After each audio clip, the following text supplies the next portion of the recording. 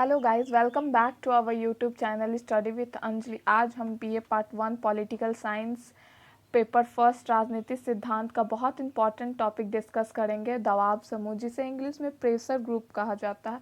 ये कोई भी यूनिवर्सिटी के स्टूडेंट है उनके लिए बहुत इम्पॉर्टेंट टॉपिक है और ये सारे यूनिवर्सिटी के लिए इम्पॉर्टेंट टॉपिक है और इससे क्वेश्चन भी आते हैं। दबाव समूह, प्रेशर ग्रुप से क्वेश्चन आते हैं।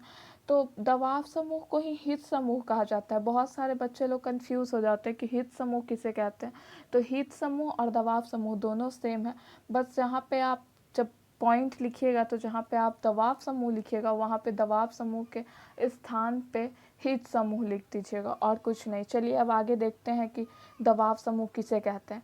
तो एक ऐसी संगठन है जो राजनीतिक प्रक्रिया को प्रभावित करते हैं अपने निजी हित के लिए, राजनीतिक प्रतिक्रिया को प्रभावित करते हैं, उसी को दबाव समूह या हित समूह कहा जाता है। दबाव समूह प्रजातंत्र का एक अभिन्न अंग है। प्रजातांत्रिक दलों के विकास के साथ साथ दबाव अथवा हित समूह का भी विकास हुआ है, क्योंकि वर्तमान समय में राजनीतिक दल सभी वर्ग के हित का पूर्ण प्रतिनिधित्व नहीं कर पाती हैं। बिल्कुल बात सही है, बहुत सारे वर्ग हैं तो राजनीतिक दल किन किन का विशेष हित का ख्याल रखेगी तो नहीं कर पाती है। तो उसी के लिए दबाव समूह का मतलब कि एक कह सकते हैं कि दबाव समूह एक वर्ग विशेष के रूप में ये वर्ग विशेष का प्रतिनिधित्व करता है। तो आइए ये देखते हैं कि आखिर दबाव समूह कहाँ से उभरा है। तो अमेरिका राजनीति व्यवस्था की ये देन मानी जाती है दबाव समूह। अमेरिका के राजनीतिक जीवन में इनका महत्व अधिक बढ़ गया है कि सरकार तथा विधायक इसकी उपेक्षा नहीं कर सकते हैं। अमेरिका व्यवस्था से प्रभावित होते हुए इंग्लैंड, भारत तथा अन्य देशों में भी इसका अनुकरण किया जाने लगा है। हालांकि 20वीं शताब्दी में प्रारंभ में दबाव समूह या हित समूह को हेय दृष्टि से देखा जाता था और इसे प्रजातांत्रिक दृष्टि से घातक माना जाता था, लेकिन स्थिति बदल जाने की वजह से दबाव समूह का एक आवश्यक बुराई के रूप में स्वीकार किए जाने लगा है। इसे राजनीतिक क्रियाशीलता के लिए आवश्यक समझा जाता है, क्योंकि इसका उद्देश्य राजनीतिक दलों की तरह सत्ता को प्राप्त करना कभी नहीं होता है, बल्कि सत्तारूढ़ दल की नीतियों को अपने पक्ष में प्रभावित करना होता है। दबाव समूह या हित समूह व्यक्तिगत संगठन होता है जो विशेष सामाजिक, आर्थिक, व्यवसाय हितों की रक्षा के लिए क्रियाशील रहता है। प्रजातांत्रिक देश में नीति निर्धारण और प्रशासन पर दिन प्रतिदिन इसका प्रत्यक्ष या अप्रत्यक्ष प्रभाव बढ़ता जा रहा है। इसलिए आधुनिक प्रजातांत्रिक व्यवस्था में ये एक अभिन्न अंग के रूप में शासन व्यवस्था और समाज को प्रभावित करने लगा है। तो आइए फ्रेंड्स आगे जानते हैं। ये यहाँ पे साफ कहा गया है कि ये जो दबाव समूह है ये अमेरिका की देन है। अमेरिका से इसको लिया गया है। ये एक आवश्यक बुराई के रूप में इसको स्वीकार कर लिया गया है।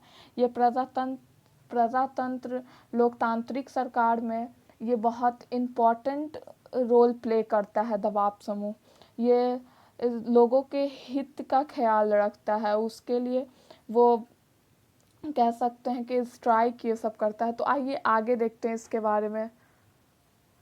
दबाव समूह वह संगठित तथा असंगठित समूह होते हैं जो सरकार की नीतियों को प्रभावित करते हैं तथा अपने हितों को बढ़ावा देते हैं। उनकी कुछ उद्देश्य होती हैं तथा वे सरकार पर दबाव डालते हैं, अपने उद्देश्य को प्राप्त करने के लिए प्रयास करते रहते हैं। हमेशा ये अपने मतलब कि जो भी मांग रहती है उसको प्राप्त करने के लिए हमेशा क्रियाशील रहते हैं। समाज के विभिन्न प्रकार के हित पाए जाते हैं, जैसे मजदूर, कृषक, उद्योगपति, शिक्षक, छात्र, व्यवसाय इत्यादि। अब कोई छोटा अथवा बड़ा हित संगठित रूप धारण कर लेता है तब उसे ही हम दबाव समूह या हित समूह कहते हैं। इस समूह का उद्देश्य अपने सदस्यों के विविध सामाजिक, आर्थिक और व्यावसायिक हितों की रक्षा करना होता है। जब कोई समूह अपने उद्देश्य की पूर्ति के लिए सरकार में सहायता चाहने लगता है या अपने सदस्य के हितों के अनुकूल कानून के निर्माण और संशोधन के हित के लिए विधेयकों को प्रभावित करने लगता है, तब उसे दबाव समूह कहा जाता है। सरकार का इसमें विरोध किया जाता है। कोई भी मान लीजिए कि कोई भी विधेयक आया, कोई कानून आया, मान फॉर एग्जांपल हम देते हैं, आरक्षण के ख़त्म करने की बात जब आती है तो बहुत सारे समूह हैं जो सरकार पर दबाव डालती हैं कि आरक्षण ख़त्म ना हो। तो इनके एक ग्रुप होते हैं जो एक समान हित की रक्षा करते हैं, जैसे व्यापारी संगठन हो गया, व्यापारी संघ हो गया, किसान संगठन हो गया। तो जितने भी अब किसान के लिए कोई कानून आया है तो जितने भी किसान संघ के नेता होंगे, संगठन होंगे, सब एकजुट होकर सरकार पर दबाव डालते हैं। तो उसी को दबाव समूह कहा जाता है। वो सरकार की नीतियों को प्रभावित करते हैं। वो जो कानून बना है अगर उनको नहीं अच्छा लगता है, उनमें कुछ खामियां लगती हैं तो उसको मतलब कि चेंज करने का कार्य मतलब कि उस दबाव डालते हैं। तो अगर चेंज करने लायक होता है तो न्यूनीकरण हम आपको बताएंगे। न्यूनीकरण उसे कहा जाता है कि जब समाज में बहुत ज़्यादा कोई चीज़, कोई कानून आया और उसको मतलब कि जनता नहीं चाह रही है कि ये कानून आए, और मान लीजिए कि आरक्षण के ख़त्म करने की बात आए तो कोई नहीं चाह रहा है कि आरक्षण ख़त्म हो, बहुत सारे समूह नहीं चाहते हैं, तो सरकार न्यूनीकरण करती है। मतलब वो जो कानून बनाई है उसको पूरे तरीके से तो ख़त्म नहीं करती है, लेकिन उसमें कुछ बदलाव कर देती है ताकि मतलब उस जो वो कानून बनाई है वो तो कानून रहेगा ही, बस उसमें कुछ प्रकार का संशोधन कर देती है जैसे जनता खुश हो जाए। उसी को न्यूनीकरण कहते हैं। वो हम आगे आपको नेक्स्ट टॉपिक में बताएंगे, structure and functional model of politics, उसमें हम आपको बताएंगे। तो समान मुद्दे पर विरोध करते हैं लोग, एक ग्रुप बनाते हैं, उनका मांग सरकार से समान होता है। अब लेबर यूनियन, तो उनका तो जितने भी लेबर यूनियन के लोग रहेंगे तो उनका तो सबका मतलब कि मांग समान रहेगा। छात्र संघ रहेंगे तो उनका भी मांग समान रहेगा, कुछ भी स्टूडेंट के लिए। तो ये एक हित मतलब समूह बनाते हैं, एक ही टाइप का सबका उसमें मांग रहता है।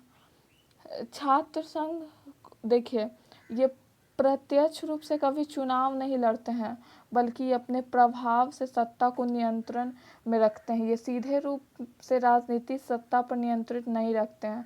फॉर एग्जाम्पल ये सब संगठन के नाम हैं, आप लोग देख लीजिए, लेबर यूनियन, छात्र संघ, व्यापारी संघ, किसान संगठन इत्यादि।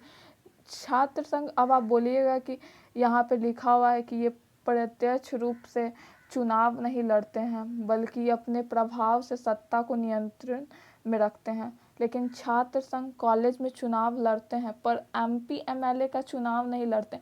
हम ये कह सकते हैं कि एक बैकडोर से नियंत्रण रखते हैं, ये राजनीति पर, सत्ता पर जरूर दबाव बनाए रखते हैं।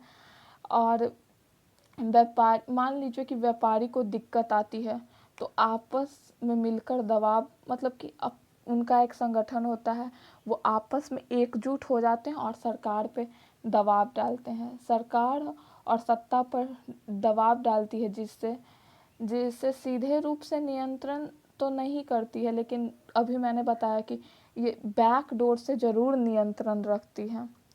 तो ये था टॉपिक फ्रेंड्स। आपको कैसा लगा टॉपिक? अगर कुछ नहीं समझ में आएगा तो हम नेक्स्ट वीडियो में बताएंगे। ऐसे इसमें ज़्यादा कुछ था नहीं, हम लोग को जैसे कि पता है कि प्रेशर ग्रुप क्या होता है, वही सब था। ये एक समान हित की पूर्ति के लिए ये स्ट्राइक करती है, हड़ताल करता है, अनशन पे इंसान बैठता है, मतलब अपने मांग को मतलब सरकार से कुछ मांग होता है उसको पूरा करने के लिए इन जो भी संगठन होता है वो स्ट्राइक ये सब करता है, उसी को हम दबाव समूह कहते हैं और हित समूह कहते हैं। तो फ्रेंड्स, आपको समझ में, आई होप आपको समझ में आया होगा। And thanks for watching my video, thank you so much. Next video में हम ये पॉलिटिकल साइंस का दूसरा टॉपिक पढ़ाएंगे, और आपको नहीं जो समझ में आएगा आप कमेंट बॉक्स में बताइए। Thanks for watching my video.